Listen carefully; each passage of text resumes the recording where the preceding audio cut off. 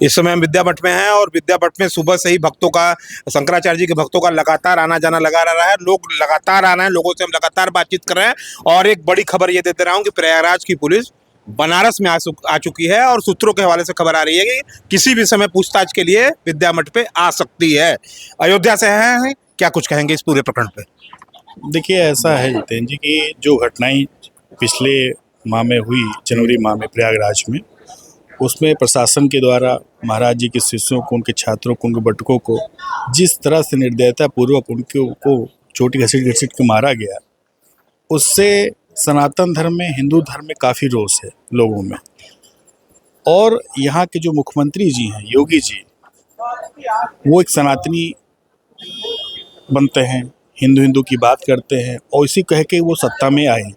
तो उनके शासन में, भाजपा के शासन में इतने बड़े परम पूजनीय शंकराचार्य जी का अगर अपमान हो रहा है तो कहीं ना कहीं सनातन और हिंदू धर्म के लिए बहुत बड़ा धब्बा है।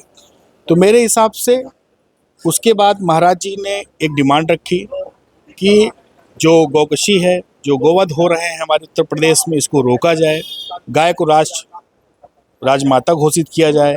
क्योंकि आपको भी पता है कि पूरे भारत में 50% उत्तर प्रदेश से ही सबसे ज़्यादा बीफ एक्सपोर्ट होते हैं। तो महाराज जी की जो मांग है, कोई नाजायज मांग तो है नहीं। वो गाय को राजमाता घोषित करने के लिए कह रहे हैं और गोकशी को बंद कराने के लिए कह रहे हैं। यौन उत्पीड़न का आरोप फिलहाल लग चुका है। तो देखिए, आपको भी पता है जिस व्यक्ति ने यौन उत्पीड़न का आरोप लगाया है उसके ऊपर खुद कितने FIR, खुद एक हिस्ट्री सीटर है, आपको भी पता है। तो ऐसे व्यक्ति को बहुत ज़्यादा सीरियसली लेना, मुझे नहीं लगता कि बहुत ज़्यादा इसको गंभीरता से लेना चाहिए।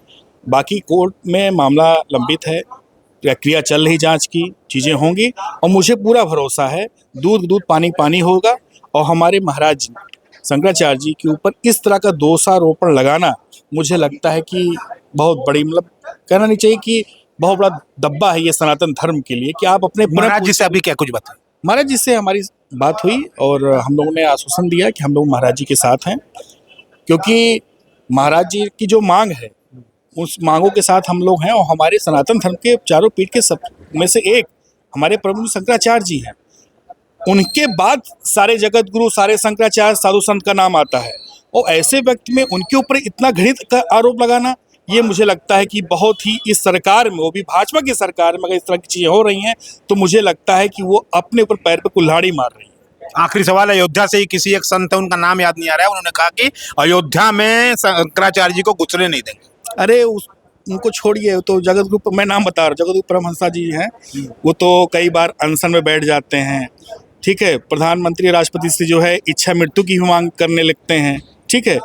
और यही भाजपा की सरकार थी, योगी जी की सरकार थी, वो हिंदू राष्ट्र घोषित करने के लिए अनशन में बैठे थे और यही प्रशासन, यही भाजपा की, यही योगी सरकार उनको रातों रात उठवा ली थी। क्या बात करते हैं, वो नाटकबाज साधु पूर्वक लेने नहीं नहीं, बिल्कुल नाटकबाजी वाले साथ। तो अयोध्या से लोग आ रहे हैं, लगातार लोग आ रहे हैं यहाँ पे, लगातार हम लोगों से उनके बात जान रहे हैं। शुभचिंतक हैं और लगातार आते रह रहे हैं, लगातार हम खबर में बने हैं। धन्यवाद।